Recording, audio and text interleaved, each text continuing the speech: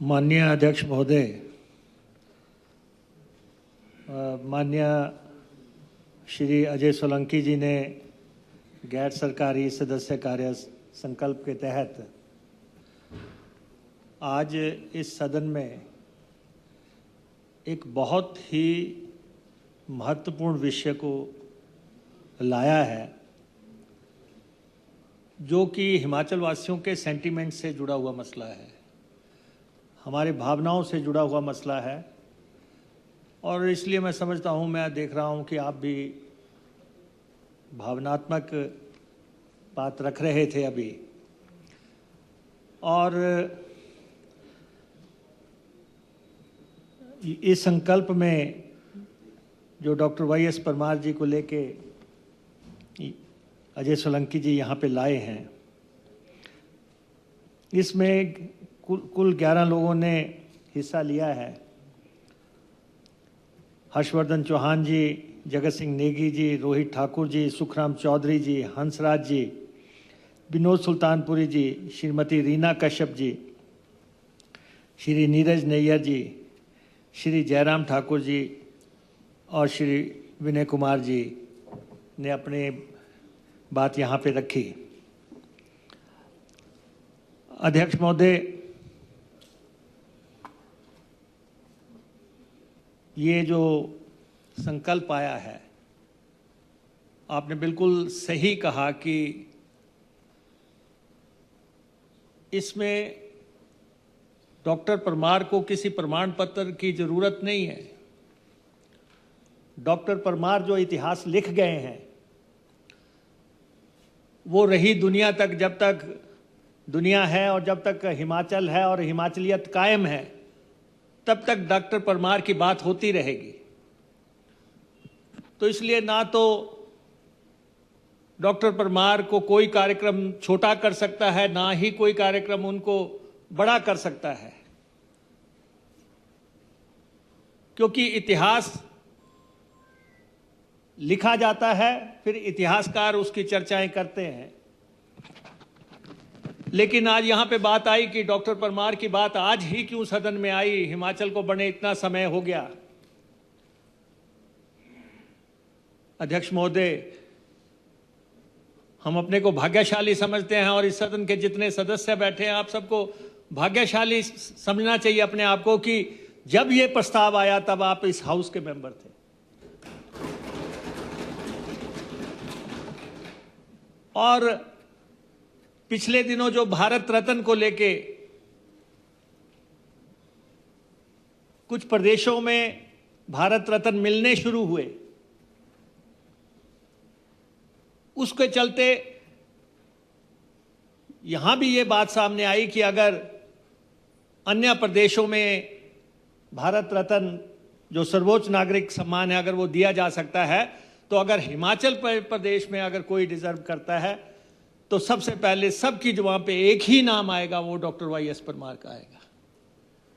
किसी से भी पूछ लिया जाए कि हिमाचल प्रदेश में कोई एक व्यक्ति बताया जाए जो कि इसको, जिसे भारत रत्न से अलंकृत किया जाए, तो नाम हमेशा डॉक्टर परमार का ही आएगा। तो इसलिए ये प्रस्ताव यहां पे आया और मैं सबका आभारी हूं, पक्ष विपक्ष का आभारी हूं कि इसको हम पारित कर रहे हैं इकट्ठे, दलगत राजनीति से ऊपर उठ के कर रहे हैं, क्योंकि डॉक्टर परमार को वैसे भी किसी राजनीति के तराजू में झुलाया नहीं जा सकता। वो ऐसी विभूति जिनके साथ हम पार्टियां जोड़ के देखें तो मैं सोचता हूं कि हम डॉक्टर परमार से ही अन्याय करेंगे। तो इसलिए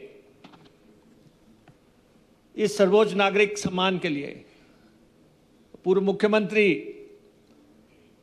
श्री जयराम ठाकुर जी ने कहा कि भारत रत्न के तो अपने मापदंड हैं, उसकी कसौटी पे ये फैसले होते हैं। ठीक है, वो एक प्रोसीजर है, लेकिन लोकतंत्र में जब भी आवाज उठती है, वही आवाज अंततः जो है कहीं ना कहीं नतीजा दिखाती है। अगर आज इस विधानसभा में और सर्वोच्च स्थान है हिमाचल प्रदेश का ये विधानसभा।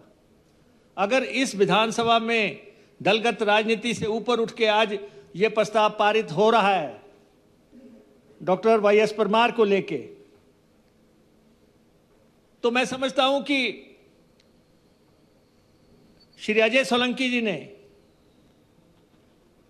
ये तो नहीं है जैसे आपने कहा कि अगर हमने रिकमेंड कर दिया तो भारत रत्न मिल ही गया, लेकिन ये जरूर है कि आज के बाद पूरे प्रदेश में, पूरे देश में इस बात की चर्चा शुरू हो जाएगी कि डॉक्टर वाईएस परमार को इस असेंबली ने जो है रिकमेंड किया है उनके काम को देखते हुए। तो ये एक शुरुआत है। ठीक कहा आपने, देर आए दुरुस्त आए, कभी भी आए, आए तो आए। कभी भी कोई भी व्यक्ति जीना अध्यक्ष महोदय उसी व्यक्ति का है जिसको कि उसके जाने के बाद जो है सदियों तक याद किया जाए।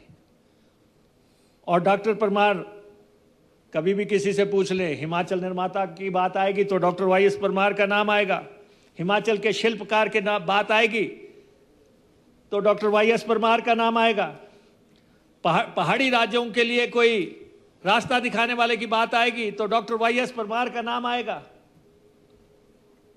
और अगर आज हम इस हाउस में बैठे हैं और आज अगर हम पहाड़ी प्रदेश हिमाचल की आवाज बन रहे हैं, डॉक्टर वाईएस परमार ना होते तो हिमाचल ना बनता। ये एक सत्य है कि डॉक्टर परमार ने हिमाचल बनाया, संघर्ष किया, लड़ाई लड़ी।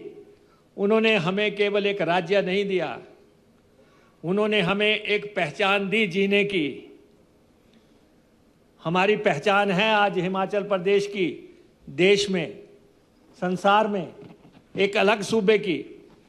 और डॉक्टर परमार को इसलिए भी जाना जाता है कि जब ये बात चल रही थी कि हिमाचल प्रदेश के इन इलाकों को, जो हिमाचल है, इसको पंजाब में मिला दिया जाए, तो डॉक्टर परमार सबसे बड़ी बुलंद आवाज थी जिसने इसका विरोध किया।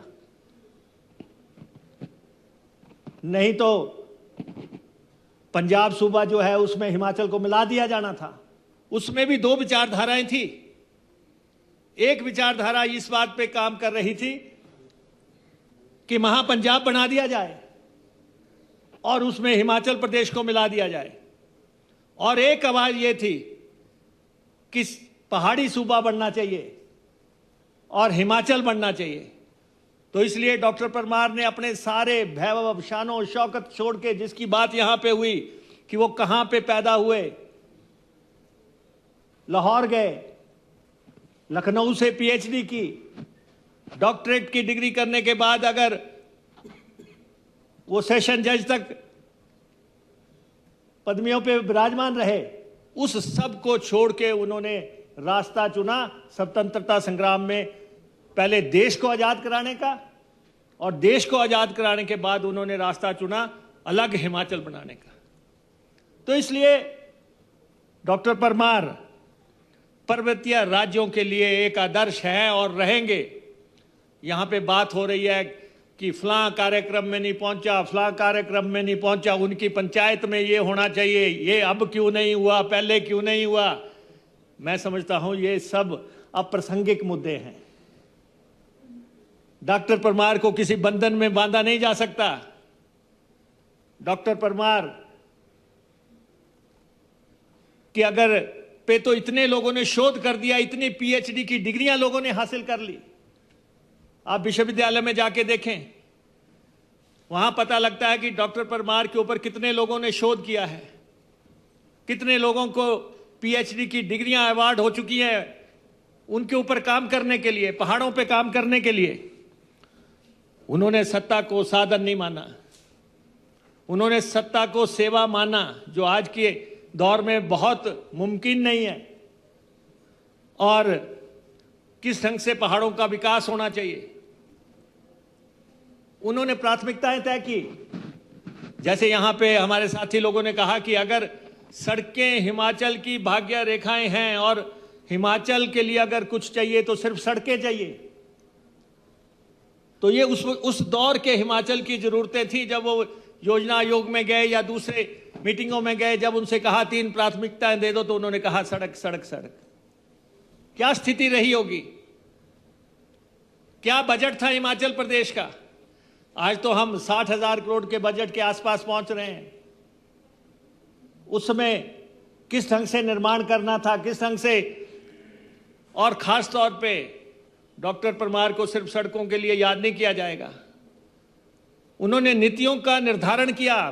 भू सुधार कानून अगर हिमाचल प्रदेश में आया, अगर धारा 118 लगी 1972 में, अगर ये 118 का बात मनवाई गई, लैंड सीलिंग एक्ट, अध्यक्ष महोदय, सारा हिमाचल आज तक बिक चुका होता अगर डॉक्टर परमार की दूरदर्शिता ना होती। उन्होंने कहा था कि बाहर के आए सेठ जो हैं, हमारे लोगों के छोटे छोटी जो जमीनें हैं उनको खरीद के जो है बेघर कर देंगे, लैंडलेस कर देंगे। उनकी सोच आज तक जो है कायम है। हालांकि देश में कई जगह विरोध होता है कि हिमाचल में जमीनें खरीदनी मुश्किल है, और इसको अदालतों में चुनौती दी गई। उसके बावजूद जो है हिमाचल में सेक्शन 118 अपहेल्ड हुई। आप तो पेशे से वकील हैं और आप इस सब को जानते हैं, और इसका कितना फायदा हिमाचल प्रदेश का हुआ। उन्होंने कहा कि हमारी जमीनें बचेगी तभी हमारी संस्कृति बचेगी।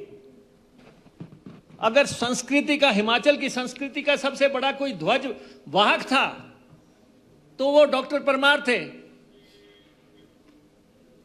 आज अगर हिमाचल की पारंपरिक कलाएं हैं, मेले हैं, त्योहार हैं, भाषा है, लोक संस्कृति है, ये सब किसने बचाई?